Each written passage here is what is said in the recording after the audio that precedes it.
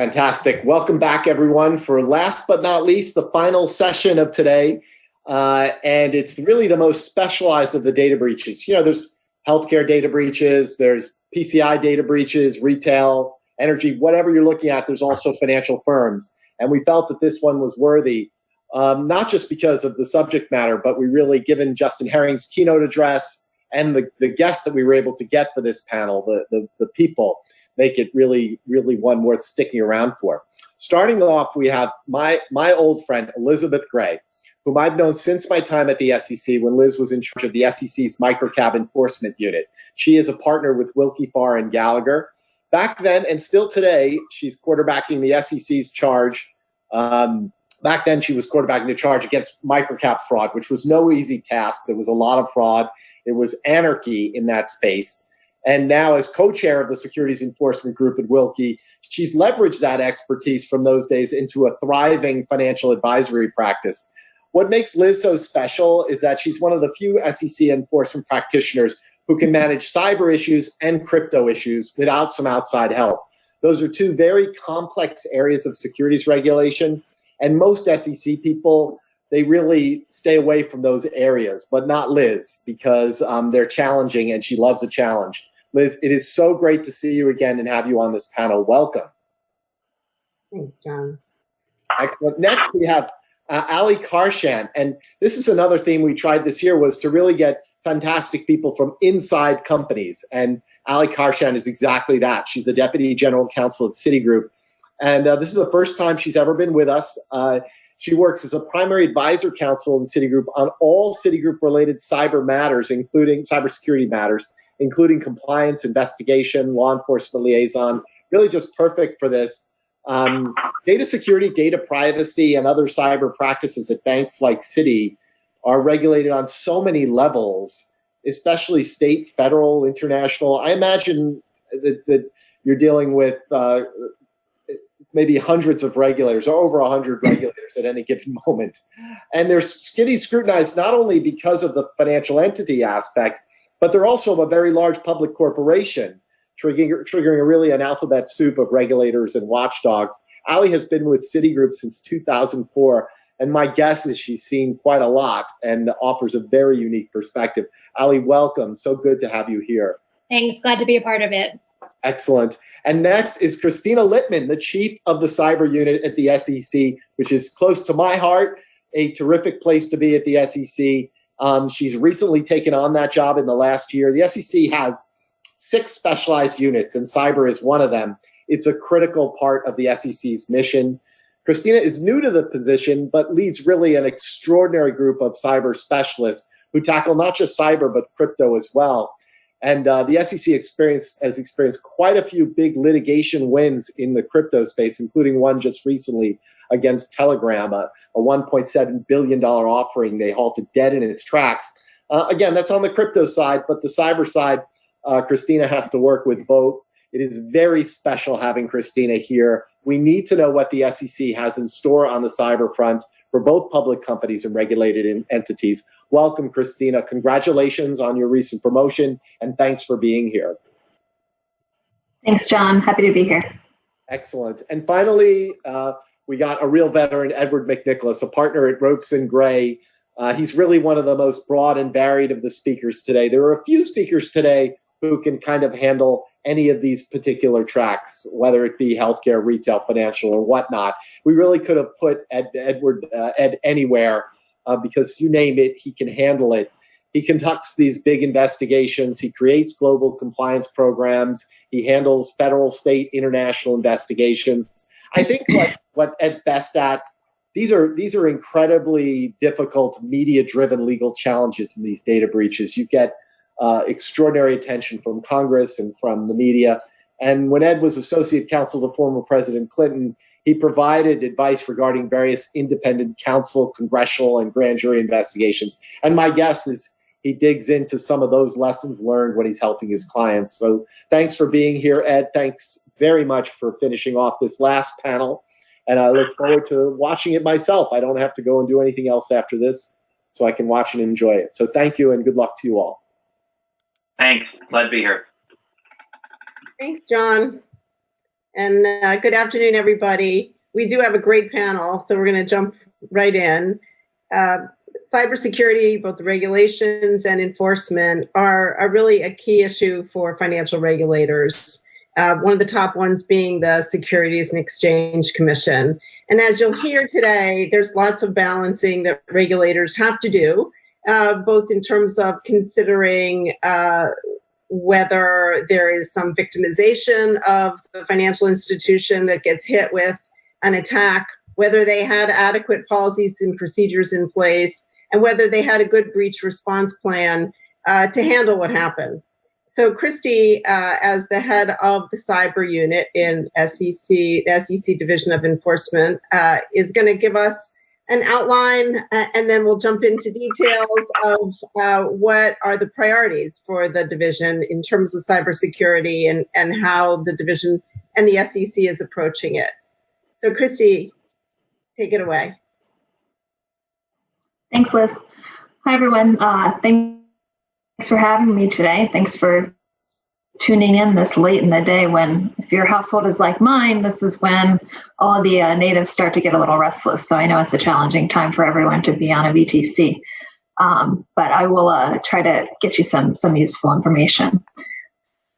So as you may know, the cyber unit we're about halfway through our third year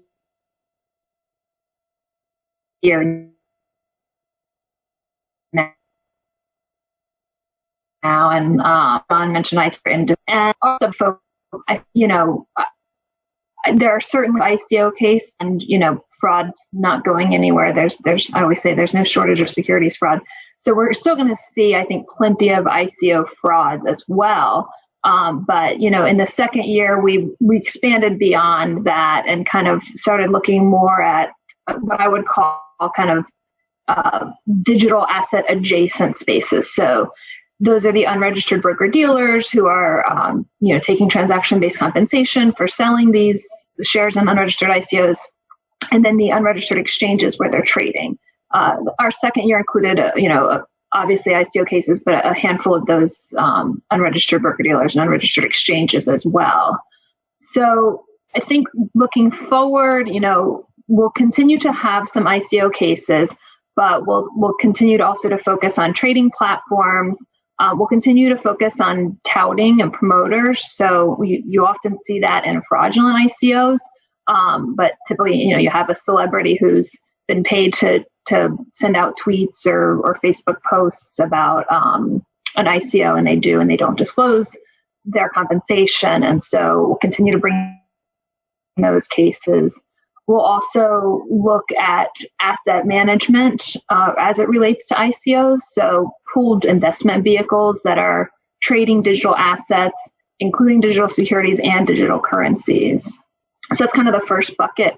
The second bucket is the cybersecurity space. So there's kind of two prongs to that. There's cyber controls at registrants, IAs, and I think the biggest focus there is instances where we think that customer PII is in danger. Then there's issuer disclosures is the other piece of the cybersecurity bucket. And that's, this is a complex judgment for us because we don't want to second guess good faith judgments by issuers, but we do have to balance that against the need for accurate and adequate disclosure to investors about breaches that an issuer experiences. Third bucket is trading. And so there's kind of a pretty broad variety of stuff that falls into that bucket. The first is hacking for material non-public information. And then there's account intrusions or takeovers.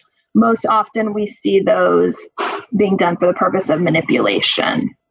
And then there's manipulation that takes place in kind of other forums, non-hacking forums. It might be a false Edgar filing. It might be a false tweet that's intended to move the market because somebody has a trade out there that will benefit from false information. And then we've also seen kind of an uptick in spoofed websites. We just recently had a big case against an individual for spoofing bank websites to advertise fake CDs. and they were, getting investor money offshore that way by spoofing those websites. So that's another area of focus for the cyber division. That's it for our kind of current priorities. So that's a huge agenda. You must be very busy. So couple different things, all sorts of issues jump up, and while we have your attention, we may ask you a few questions and then come back. On the digital currency, Kristy, what are you seeing? What's troubling to you? There is a movement the legitimate movement of countries trying to come up with digital currencies as sort of a way to modernize their financial infrastructure. But then there's the counter, as there often is, of lots of the fraud. Where are you seeing the problems in that area, if you've begun to see them? Well, I mean, as you know, the fraud is always going to be a problem. I think fraudsters are kind of always looking for the next, hot thing to peddle their wares. And so, obviously fraud is troubling, but I would say it's not particularly sophisticated, right? I mean, this is when you see fraudsters using ICOs to separate people from their money and using misstatements, it's just kind of a new forum for them to do the same thing that they've always been doing. I think on the digital currency piece of it, one area where we're focused on, or I guess one kind of like underlying concern and consideration that we use when we look at these is kind of what's not just what are they calling it? Are they calling it a currency? What is the underlying economic substance? So, that's where we kind of come in, we apply the Howey test to make a determination where, regardless of what the label is, do we think this is a security and not a currency? Got it. Okay. Shifting to the area of advisors and broker-dealers and looking at whether they have adequate controls and how to handle breaches, how do you weigh within enforcement the harm that you see occurring potentially with the breach versus potentially the victimization of an IA or broker-dealer? How do you make a determination as to whether to investigate or the next stage, when to bring a case? Sure. So, like I said in the priorities discussion, we are, we resist the temptation to kind of second guess good faith judgments. And we realize that issuers, registrants, when you're grappling with disclosure and kind of recovering from a security incident, there's a lot of judgment that's involved. And so we're not really in the business of second guessing those judgments. The rules require regulated entities to have cybersecurity related controls, but they don't require perfection. So we're really, when we're looking at this, we're looking for good faith, reasonable decisions. We recognize that firms are victims and that when they're making these decisions, they're getting their arms around the incident at the same time that they're considering their breach or their disclosure obligations. But of course, as you know, we do have to balance that against the rules that are designed to protect customer information and then also the disclosure requirements for public companies.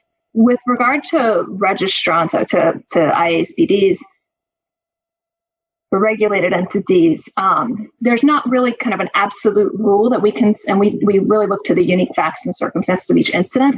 But it's often a case that we will turn to OC, to our exam staff, to take the lead when we learn of an incident. They have obviously relevant expertise as well, and they're able to gather information very quickly. And we rely frequently on the exam staff to use their judgment to determine whether an event it warrants an enforcement investigation. Not every cybersecurity incident is an enforcement issue. And we recognize that, OC recognizes that. I imagine some people listening in recognize that because perhaps they've worked with OC on these and haven't seen an enforcement action. So I think kind of the number of actions you've seen in this space should kind of lend credence to what we're telling you in these events. The other thing, but there are, that being said, there are some types of incidents in which enforcement's more likely to take a leading role from the beginning. And that kind of highlights one point that I wanted to to bring up today, particularly right now, a point of emphasis when we're all teleworking in response to COVID-19, is that we are particularly focused on threat actors. And so when registrants have all or most of their employees working and accessing their systems remotely, that presents unique vulnerabilities and risks that maybe weren't present or weren't as prevalent, a couple months ago. So right now we are, you might see an enforcement coming in to take the lead where there is a threat actor that we can pursue. So a threat actor who's kind of trying to take advantage of the pandemic. So this is the main example of this is going to be an instance where there's trading. So a hack to steal non-public information or a hack for the purposes of executing some manipulative trading or something along those lines. Those are instances where the enforcement interest is going to be, to come in and take some quick steps to try to identify and pursue the threat actor. That being said, I know people have concerns about reporting cybersecurity events and whether sharing information with law enforcement will result in the information getting reported to the SEC. I think the overarching thing that folks should keep in mind is that, if the firm has handled the issue reasonably, we're going to recognize that in the course of our investigation. On the other hand, if the facts are bad, trying to hide that from the SEC is probably not a great strategy. So if I could jump in with a question. Go right ahead. Your reference to OC, and this reminded me of in January, they put out their third set of observations about cybersecurity resilience practices. And I keep seeing there's now 3 waves come out. And you've got Reg SP out there, which came out in, I think, 2003 initially. How do we weigh the OC observations? Are they something that enforcement says, oh, well, you didn't follow what OC recommended, so this is a violation? Or should we be looking at Reg SP to be amended to reflect these OC observations? Good question, Ed. Thanks. To start with, I don't want any registrants out there to worry that if they haven't checked off every item on OC's publication that, I've got a referral sitting in my inbox for their firm. That's not kind of the point of the publication. It's really meant to meet a need that we've heard pretty loud and clear across every sector that cyber touches, which is, we need more guidance. We need to know what to do here. So for many registrants who are dealing with this kind of constantly evolving cybersecurity landscape, it can be quite daunting. And so OC is in a really unique position because they've got this vantage point where they're the front lines. They're looking under the hood for such a wide array of registrants out there who are grappling with these same challenges. So their observations should be thought of as kind of a helpful tool for registrants to see how their peers are addressing these challenges and meeting their obligations to investors and markets. On the kind of the amending Reg SP and whether, I think the idea is would you do this as like a notice and comment? I'm not sure that's a real desire that I've heard from registrants. And I think the particular concern that registrants would raise with that approach is whether they really want the SEC to be so prescriptive that the commission were to put out a checklist like what you see, or, so adopt OC's guidance as a checklist. And the reason is that the risks and vulnerabilities that registrants face can vary pretty greatly depending on their technology systems that they have in place. So it's really incumbent on the registrants who know their business and know their vulnerabilities best to develop a cybersecurity program that's appropriate and effective for their business, and they can turn to the OC guidance to kind of help them in crafting that policy. If I can jump in from a company perspective, I think it's always the facts and circumstances that lead you down the path. So it does help to have a little flexibility there.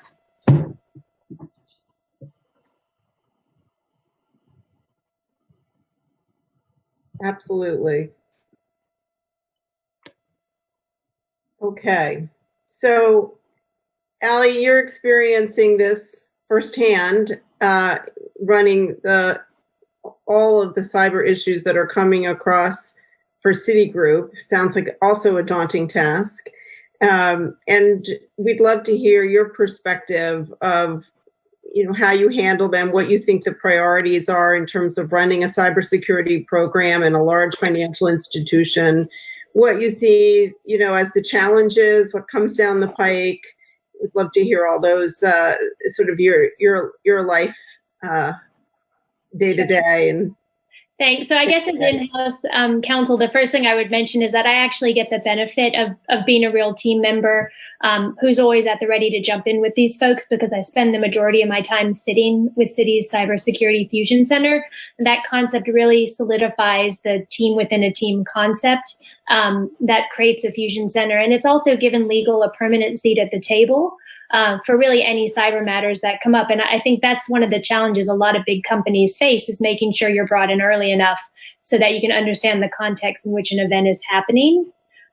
So I think for in-house counsel, obviously wanting to make sure we respect the attorney-client privilege is something that's always on our mind, and making that part of my job. I know many of you are outside counsel and some with incident response firms. So, as we're working with external folks, it's important that we make sure that we protect the privilege. That makes my job easier. And it's not that I need to be as in-house counsel on every meeting or copied on every email, but it's something that we need to be thinking about. So we work with outside counsel, bring them in, others.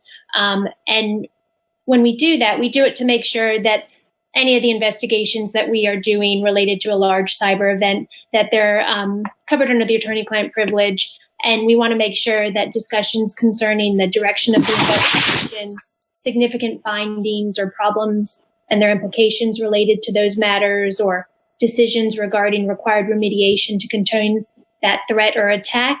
And lastly, any recommendations that may come out of that investigation are done under the privilege. So for both outside counsel and incident response vendors, they need to be skilled at managing this balance while not allowing the lawyering to unnecessarily slow the investigation and the response. And that's definitely a healthy challenge that I think larger companies deal with, because often you have a team who wants to run ahead with the incident response work that they need to do, but sometimes you have to put the brakes on a little bit to make sure you're doing it under the direction of counsel.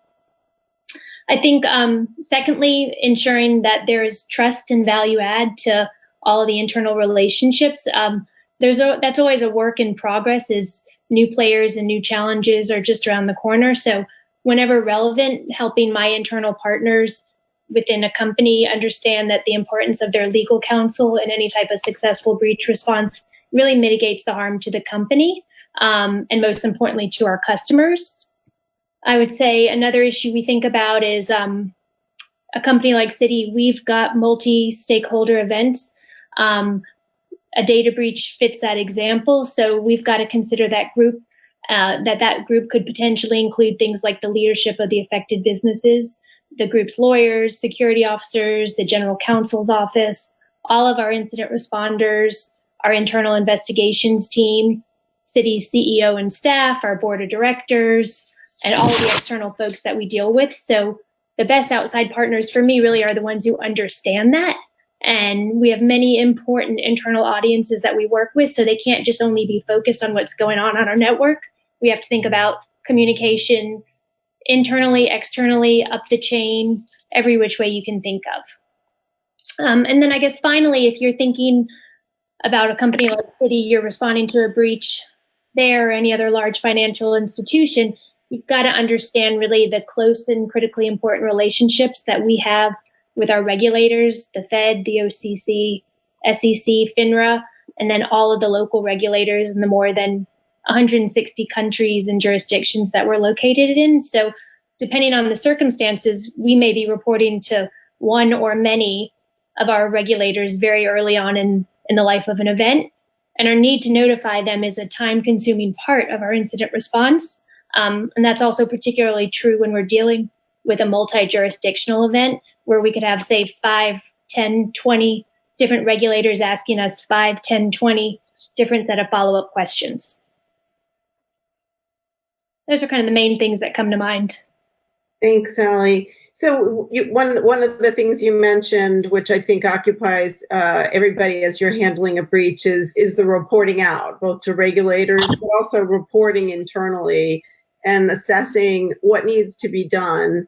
Do you, given the size of the financial institution, I'm curious how far up and how often you report up to very senior levels and how you make that assessment. Sure. So we report up often, and it's my job and others within legal and other departments who are working on cyber issues to make sure it can go up to the board of directors depending on the event. So we used different levels of ratings to understand what level it needs to go up to. Same applies for our regulators outside, but I think one of the main things that we're always thinking about is ensuring that we've got a consistent message. And that we have a good understanding of the facts so that we're not having to go change that message or the facts that we've outlined down the road. And Kristy, how involved do you all expect boards to be? What do you view as the importance of reporting up when you're assessing a case?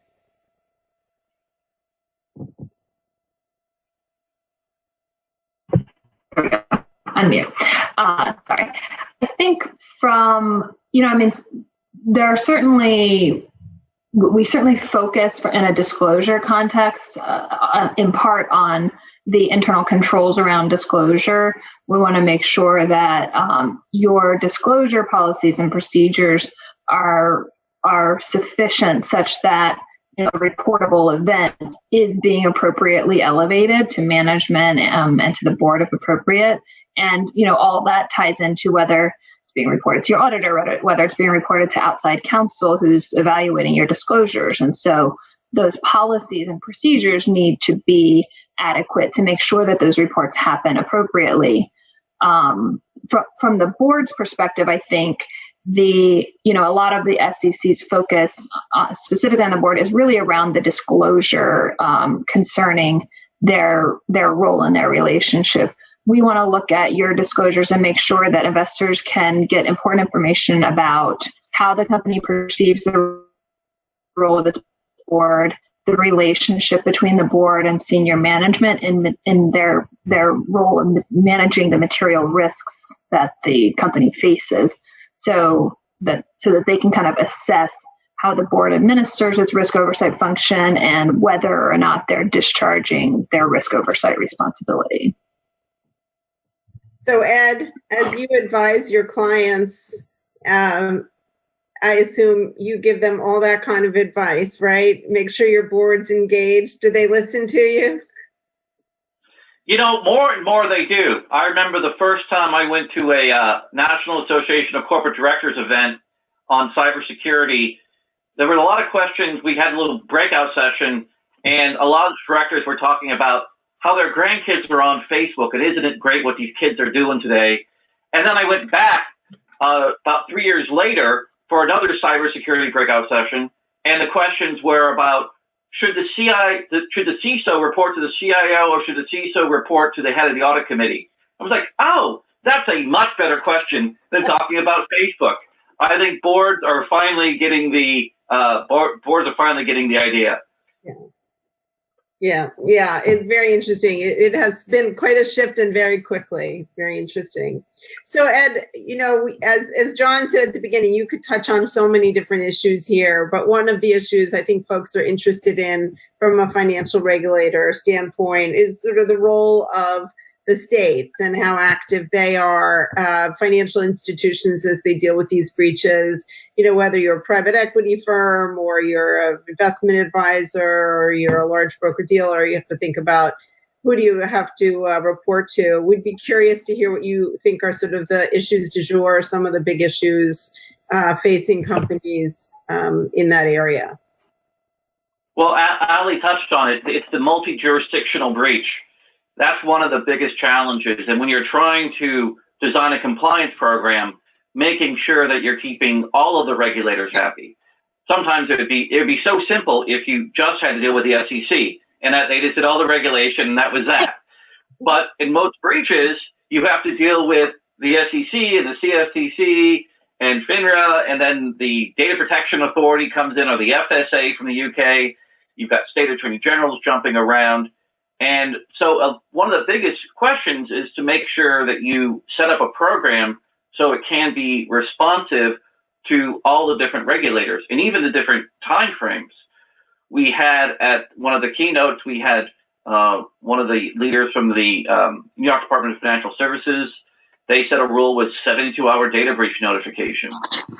Well, if you go into that, or you go into a UK data breach notification, you might be 72 hours there. And it is very interesting that if you've gone to one of those regulators, how can you not go to the SEC at 72 hours or to the states at 72 hours? And you find that it's oftentimes the lightest trigger, the least common denominator is what you have to go with. And this also goes with how you do a compliance program as well, because you have different agencies. Some agencies, like the SEC, is not trying to be prescriptive, but to give you people a list of things that they should consider. But then other regulators are being much more prescriptive about what they expect in a program. And it's grown dramatically. I remember back in 2010, when the Massachusetts Information Security Regulation came into effect a decade ago now, and getting the idea that financial services companies would have to pay attention to states at all.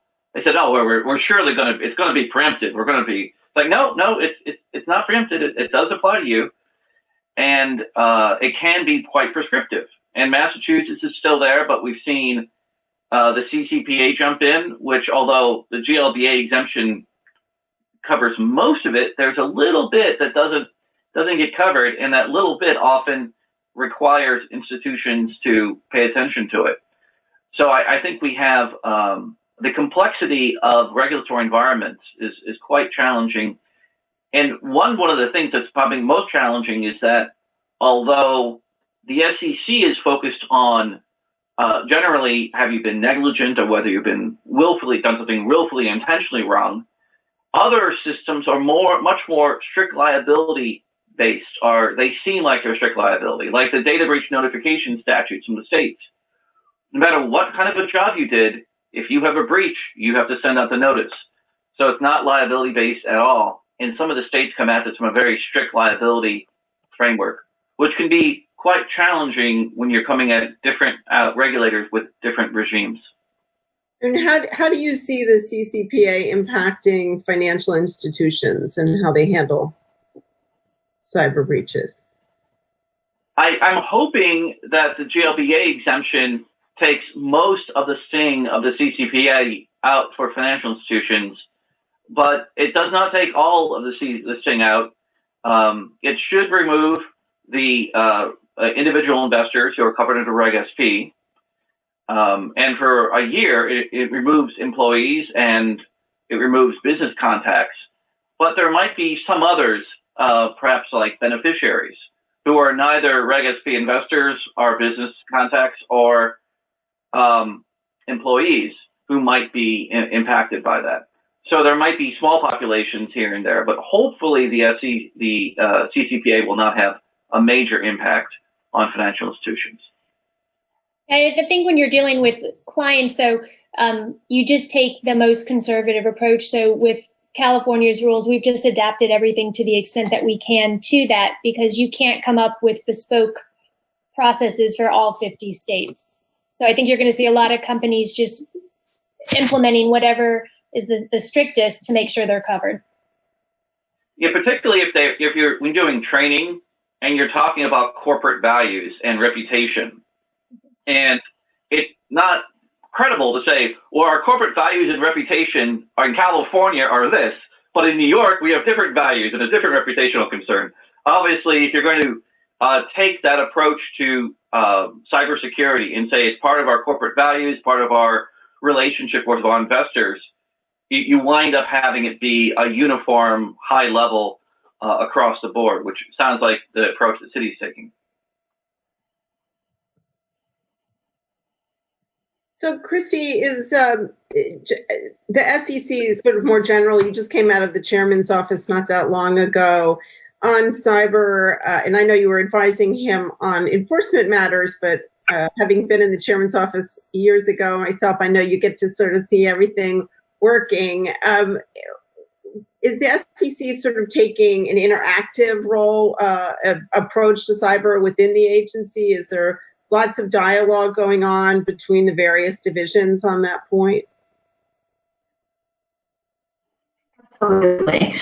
We have the Fin Hub, or the strategic resource. And so that is, in large part, the goal of that body is to kind of be an open door for folks from the industry to come in and talk with us and tell us what they're looking to do and to run scenarios by the Fin Hub. And from that perspective, I kind of don't tend to get involved if someone's coming to the Fin Hub and asking to talk through an idea or a project. But we do, the Fin Hub has delegates from every division, and I mean every division, like OCA and DERA, and I'm the delegate for enforcement, obviously.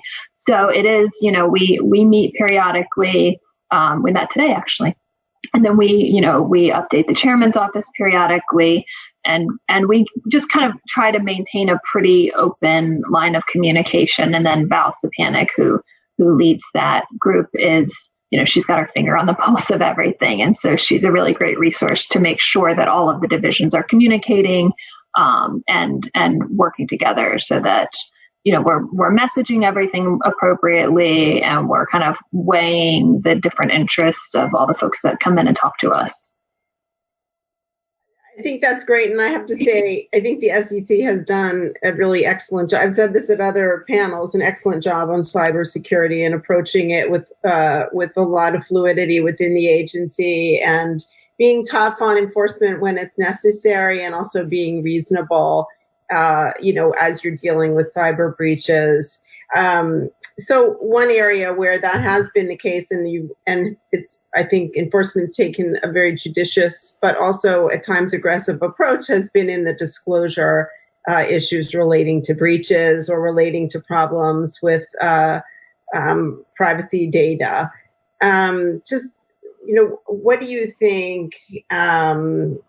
Sort of how do you evaluate disclosures when you have a company with a breach or a PPI, problem? How do you handle that? So I'm glad to hear that you view our approach as judicious. I think we do too. I think kind of this buzz term that I use often, but it really is an accurate way to describe it, is we really are trying not to second guess good faith judgments. And so for that reason, you haven't seen a ton of these cases, and that doesn't mean you're not going to see more. I don't expect all issuers to make appropriate disclosures forever. So, I think you can expect to see more of those, but I don't think you're going to see, our future approach differ significantly from how we have in the past. I think kind of, when you're thinking about how we approach it, the two cases I think that best illustrate our approach are Yahoo and then Facebook also. Yahoo was a pure cybersecurity disclosure case, and Facebook, it's a little different. So I don't think people always think of it as squarely the same, but the issue there was not necessarily a breach incident, but it was a privacy issue, right? So it was misuse of customer data there. But we approach it in kind of a similar fashion. We look at kind of the adequacy of the disclosures, the adequacy or the timeliness of the disclosures. And I think both of those cases show you really egregious, problematic conduct, right? And I think in both of them, it was about 2 years after the incident before these were disclosed to investors. And they both dealt with really core issues to the issuer's core function, what they were doing. So in Yahoo, you had what they called the crown jewels being hacked, like email addresses, passwords, dates of birth, really important information to their business. And, it was referred to internally as the crown jewels, yet they didn't disclose it for 2 years. And when they did disclose it, was really in the process of closing an acquisition. So that kind of failure and the the misstatements that they made in their periodic disclosures through that time period are pretty significant. That's an example where, and I think I spoke earlier about needing to have internal controls to make sure that your internal reports are properly and timely assessed for potential disclosure. And so that was one of the failures we cited in Yahoo, and of course, assessed a $35 million penalty. Facebook, it was similar. It was again a 2-year gap between discovering this and disclosing it. And so, and there was a material price drop when it was disclosed. So we assessed a $100 million penalty there, which is pretty significant. I think what companies should take away from that is, obviously those are, we're being relatively judicious in the way we do these, but we are going to, fulfill our investor protection mandate and make sure that issuers are making fair, accurate, and timely disclosures.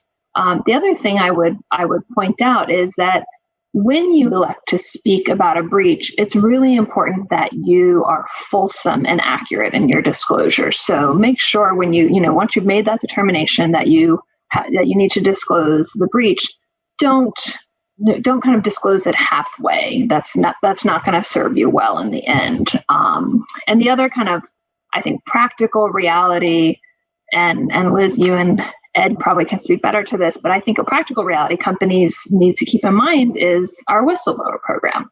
So I think most companies would rather us hear about an incident from the company through appropriate disclosure rather than hearing about it from a whistleblower.